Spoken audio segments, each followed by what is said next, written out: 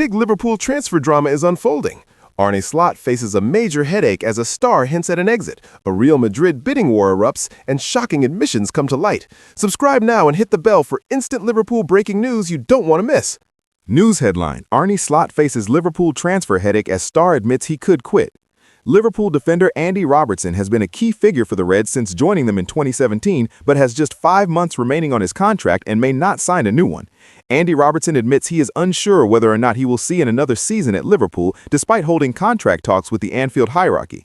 The Scotland defender, 31, will be a free agent in the summer, and there is no guarantee that the left-back, who signed for Liverpool almost 9 years ago, will clock up a decade of service on Merseyside. Robertson has started just 4 Premier League games this season following the arrival of Milos Kerkez in the summer.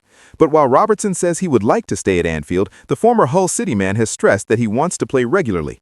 Yes, but it's a difficult question, Robertson explained after being asked if he wants to remain a Liverpool player. I've got 5 months left and we need to see what the option is to stay or if there's options to go and things like that. After a stressful summer, I'm just trying to enjoy being a part of it and being a Liverpool player. I wanted to qualify for the World Cup, and thankfully we've managed to do that. I need to see what myself and my family wants. I need to sit down with my family and decide. Nobody can deny what I have given to this club. We'll see what comes. While Kerkez was signed as Robertson's long-term successor for $40 million from Bournemouth in the summer, the Hungary international has failed to replicate the dazzling form that put him on the champions' radar in a red shirt. He is still Liverpool's first-choice left-back, though, and Robertson's desire to play regularly could force him to look at other options, leaving Arne Slot with a potential headache. I can focus on the last 8.5 years. I think Jurgen Klopp left me out for 1 game and I was raging, so I'm a player who wants to play, he added when asked how much of a factor game time would be in his decision. I've played through injuries. I've played when I'm not 100% fit. I've played when I've only been 50, 40, 30% fit for this club and my country. I always want to be on the grass and playing, and obviously now that's not happening, so that's what is different. I have a different role here this season, which I'm getting enjoyment out of, but at the end of the day, footballers want to play, and if anyone is sat happy on the bench, then they don't belong at any football club. The big debate. Going after players in January is always a risky strategy with prices often inflated, but several clubs have struck gold mid-season with some elite players moving during the Premier League era. The January transfer window is the toughest time of the year to recruit, but also the time where you can transform the course of your season if you get it right. Going after players mid-season is often born out of a desire to cover cracks that have appeared during the season. It is regularly a time where teams in the relegation battle go after new signings, desperately looking for a fresh injection of quality. But over the years, there has also been times where top clubs have been able to bring in players with the business end of the season on the horizon. Sometimes a player you wanted in the summer has continued to haggle for a move. Think Virgil van Dijk to Liverpool in 2018. Maybe a player comes on the market unexpectedly and it is who acts fastest. Perhaps a signing comes out of the blue or is tempted by the lure of the Premier League. The right man at the right time can prove transformative, though. Luis Suarez moved to Liverpool in January when they didn't even have a permanent manager. Nemanja Matic helped make Chelsea champions in Jose Mourinho's second spell 18 months after his arrival. Who had heard of Nemanja Vidic before Sir Alex Ferguson came calling? Mirror Football's writers have cast their minds back to give their take on which January signing could go down as the best the Premier League has ever seen. John Cross, Gary Cahill. The answer is simple but does not get highlighted enough. Gary Cahill. The center-half joined Chelsea from Bolton for £7 million in 2012 after Arsenal balked at paying that much. My barometer for a good January signing is the effect they had on the team in the second half of the season. That is why you are doing the deal. Well, Cahill only went and lifted the Champions League trophy in his first season after playing a crucial part in the club's remarkable run to glory. Cahill made a miraculous comeback from injury to be one of the heroes of the final, which Chelsea won on penalties against Bayern Munich in Munich. It was their first European Cup and remains arguably their greatest triumph. Cahill then spent 7 years at Chelsea, became a club legend, and won 2 Premier League titles, 2 FA Cups, 2 Europa Leagues, and a League Cup. He also became an England regular, made the PFA Team of the Year 3 times, and is as good an ambassador and face of any club that you will find. Sam Mead, Felipe Coutinho. It is easy to forget that Inter Milan had all but given up on the young Brazilian when they were happy to sell him to Liverpool for just £8.5 million. Yes, you read that right. Before you knew it, Coutinho was forming part of a Liverpool side that launched an assault on the title. They fell narrowly short, albeit Coutinho did all he could, scoring the winner against eventually champions Manchester City in 2014 before Liverpool let it slip. The playmaker would continue to step up even when some of his quality teammates left, and he was front and center when Jurgen Klopp first rocked up. Eventually, the lure of Barcelona became too much, but Coutinho's quality, coupled with his value for money, makes him one of the best. 54 goals in 201 games as well as the club's Player of the Year in successive seasons, and without knowing it, his £105 million upfront sale generated huge profit that ultimately brought Virgil van Dijk to the club. Without those series of events, maybe Liverpool don't get to where they are today. Andy Dunn, Papi Cisse. There have been plenty of January signings who proved to be magnificent long-term acquisitions, the likes of Virgil van Dijk, Bruno Fernandes, and Luis Suarez prominent amongst them. But normally, if you are buying in the winter, you are wanting and needing an instant impact. So step forward Papi Cisse, now of Whitenshire Vets, but formerly of, amongst others, Newcastle United. It is fair to say the Senegalese striker's 4.5-year career at St. James's Park had its ups and downs. But the best January signings are the ones that come in and make an immediate impression. After all, they are mainly short-term gambles. And after signing in January 2012, Cisse was soon repaying the £9.3 million fee it took to get him out of SC Freiburg. In 14 Premier League appearances, he scored 13 goals, including a worldie against Chelsea's Petr Cech with the outside of his right boot that won the BBC Goal of the Season accolade. He did not maintain that sort of scoring average over the next 4 seasons, but few mid-season Premier League acquisitions have had quite the effect Cisse had. Daniel Orme, Robert Hoot. Usually an aging center-back, Bissetten's injury issues moving from Stoke to Leicester would not get any coverage at all, and to be honest, it didn't at the time. Robert Hoot's loan switch to the King Power Stadium in 2015 looked to be the last desperate move from a club doomed for relegation. Oh, how wrong we were. The German center-back was instrumental in the Foxes' push for survival, as they won 7 of their final 9 games of the season to secure their spot in the Premier League against the odds. It was, however, what happened next that underlined Hoot, who became a permanent Leicester player shortly after, as a legendary figure in the East Midlands. The center-back played a crucial role as Leicester went from relegation favorites to unlikely champions the following campaign. He played 35 of 38 games and scored crucial goals against Tottenham and Manchester City to help Leicester to the Premier League crown and write one of the greatest sporting stories ever told. And it might not even have started had it not been for Hoot's arrival. Neil McClement, Virgil van Dijk.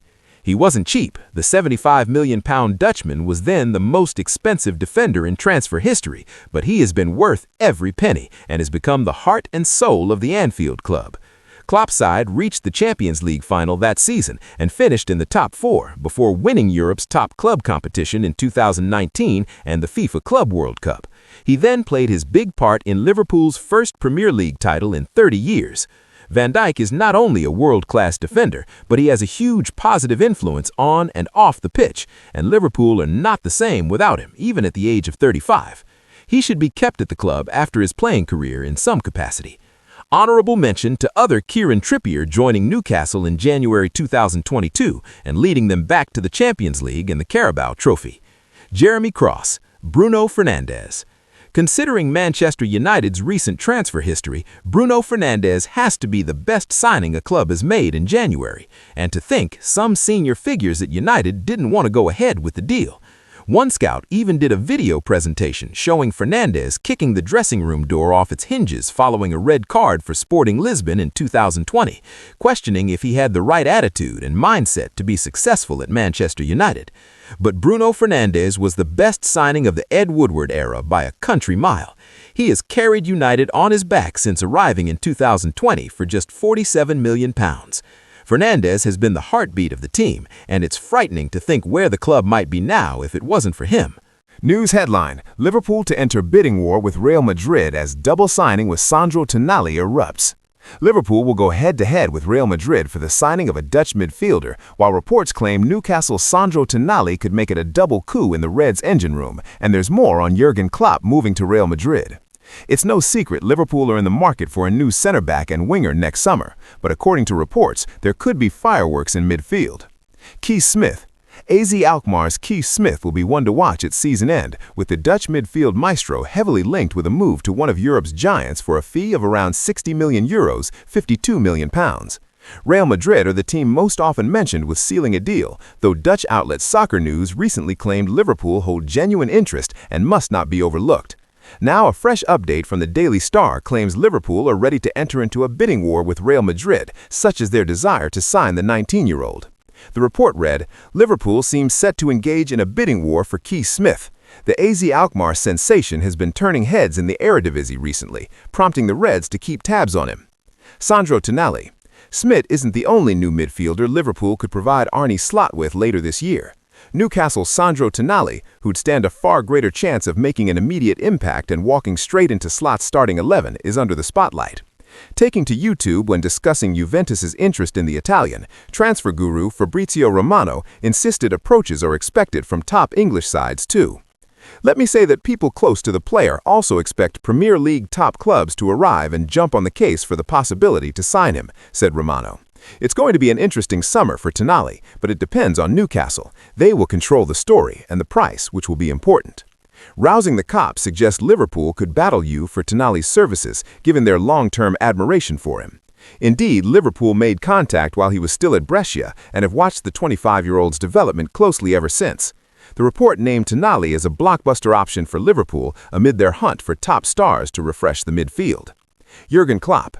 Elsewhere, Sky Germany's Florian Plettenberg has doubled down on claims Reds icon Jurgen Klopp could be heading to Real Madrid. Despite publicly stating the idea of taking charge at Madrid in the wake of Xabi Alonso's quick-fire sacking stirred nothing within him, Plettenberg has twice claimed Klopp will give serious consideration to signing up in the summer. Taking to X on Thursday to double down on his reporting, the journalist wrote, Jurgen Klopp is seriously considering a return as head coach should Real Madrid make a concrete move for the summer, as exclusively revealed. Real Madrid have always fascinated him. He's happy at Red Bull and has a strong identification with the Red Bull project, but there are at least two projects for which he would return if everything fits, Real Madrid and the German national team. Klopp and Real Madrid, one to watch for summer 2026. News headline. Jeremy Frimpong sends position message to Arne Slot and makes crazy Liverpool admission. Liverpool star Jeremy Frimpong has opened up on his move to Anfield from Bayer Leverkusen in the summer, and he says he is living his dream playing for the Reds. Jeremy Frimpong has expressed his willingness to play any position for Liverpool as long as it's out wide, confessing that playing for the Reds is a dream come true. The Dutch international made the move to Anfield from Bayer Leverkusen in the summer after the Premier League champions triggered the $40 million, £29 million release clause in his contract to bring him in from the Bundesliga. The 25-year-old's initial half-season with Liverpool was disrupted by two separate hamstring injuries. However, since returning to the squad last month, the Dutchman has been in fine form, scoring and assisting regularly of late. He set up the winning goal for Hugo Ekitike in his comeback match against Tottenham Hotspur, followed by additional assists against Wolverhampton Wanderers and Fulham. He then scored his first Anfield goal against Barnsley in the FA Cup. Since joining the Reds, Frimpong's playing time has been divided between right back and right wing, with the Dutchman being primarily used in a more forward role in recent weeks due to Mohamed Salah's absence during the Africa Cup of Nations. However, with Salah due to return to Merseyside next week and Connor Bradley now sidelined for the rest of the season due to a knee injury, Frimpong is likely to be needed more at right back. He maintains that he's happy to play in either position and is thrilled to follow in the footsteps of his idols by playing for Liverpool as he sets his sights on winning trophies with the Reds.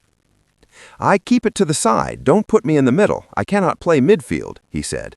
"I've played right back, right wing back, right wing. I always say to everyone that wherever I play the same. Of course, if I play right wing, I'm going to attack more. If I play right back, I'm going to defend more. Right wing back, you balance it. As long as I'm on the pitch, I'm going to give it my all and help my team. I trust my own abilities. I know what I can do. I love playing on the side. This is where I'm comfortable. This is where I can use my abilities. This is where the space is as well for me. This is what I like." He added, "There's so many great players that have played for Liverpool. As a kid, you watched Steven Gerrard, Kenny Dalglish, Fernando Torres, Luis Suarez, the list goes on, that has played for Liverpool. And then, obviously, now you're here. It's crazy because, of course, I knew I would play at the top with my ability. I always had that self-confidence, but when it actually hits you, it's like, oh, I'm actually here. So that's what I meant about it's a privilege. You're playing for Liverpool, you know? It's really, really nice. It's every kid's dream. When you play FIFA, you pick Liverpool. It used to be Fernando Torres on that team, Xabi Alonso on that team. Now you go on FIFA now, and it's you. It's a surreal moment. It's really nice. Liverpool's always been in the top 3 in the world. They've always been in Champions League finals, Premier League contenders, FA Cup, whatever competition, Liverpool is always there. Winning is the best feeling as a footballer. That feeling, it's indescribable. I've done it. This is what makes you an established player, the consistency. I won everything at Celtic. I won everything at Leverkusen. I want to win everything at Liverpool. This is why I play football. I want to win all the competitions. You've got to believe. If you're a footballer, you have to believe. You don't just play football just to play. You believe that you can do things. In addition, Frimpong also had high praise for his Liverpool and Netherlands captain, Virgil van Dijk, sharing what his fellow countrymen told him after he finalized his move to the Reds last summer. He's just a great person. We all know Virgil is a legend. It's a privilege to play next to him. I see him as a friend. He's such a nice person. When it's time to play football, Virgil is a leader, 100%. Virgil has aura. Everyone knows that. Virgil is a leader. He is the captain. He motivates people. He said, when I first came, just cherish these moments. He said, Liverpool is a great club. The fans are going to love you, especially with your personality. And it's a winning club. So, he said, cherish these moments because you're going to get a lot of big moments. This is what Liverpool do. News headline: Jurgen Klopp already offered Kylian Mbappe verdict amid Real Madrid links and the backlash from the Frenchman overruling Xabi Alonso. Xabi Alonso lasted under a year at Real Madrid, and while he showed himself capable of being an elite manager at Bayer Leverkusen, the ex-Liverpool midfielder was unable to get the most out of Kylian Mbappe and co. in the Spanish capital. Having lost only 6 games, Alonso did not do a bad job. His side was second in the La Liga standings and on track to progress in Europe, but it wasn't enough. Florentino Perez is not known for delaying when he wants to make a change, though, and in came Álvaro Arbeloa. After what turned out to be Alonso's final game in charge of Real Madrid, footage surfaced showing Mbappe encouraging his Real Madrid colleagues not to provide Barcelona with a guard of honor after the Spanish Super Cup final. Alonso was encouraging his players to do what Barcelona had done for them as a sign of respect, but Mbappe took over in what was another bad look for the Spaniards' control of the locker room. That kind of summed things up. Liverpool legend Jurgen Klopp was appearing on German television shortly after the news that Alonso had been dismissed emerged. I think the rumors have been circulating for some time now, he said, and I know exactly what your question is getting at, but it has nothing to do with me. I was surprised, that's true, genuinely surprised. Then a few people messaged me and I replied with various emojis. Despite that, however, Klopp has been linked with taking over at Real Madrid in the summer. According to Sky Germany, the former Reds boss is a candidate for the full-time post. Not only that, it says Klopp would consider taking the position. The 58-year-old could supposedly be tempted into returning to management for such a prestigious role. Though it feels like a very unnatural fit, Alonso wanted his players to run more and play in a system, rather than just do whatever each individual wanted. If Klopp were hypothetically to move to Real Madrid, he would work alongside some massive names. Liverpool was at one point interested in signing both Mbappe and Jude Bellingham, but they opted to move to the Bernabeu in the end. I love him, to be honest, Klopp said in 2018 when speaking about a then 19-year-old Mbappe. What a player he is, and a nice lad as well, so he's a really good kid. What a player, what a player. Everyone knows him since he was 16, 17, when he impressed in Monaco's youth teams, and I saw videos of him when he was 17, and he destroyed defensive lines, as he is doing now. He's at an unbelievable level of consistency at that age. He's an outstanding player, that's clear, but he can deliver, deliver, and deliver, which shows he's really good educated boy, and he knows what he is doing.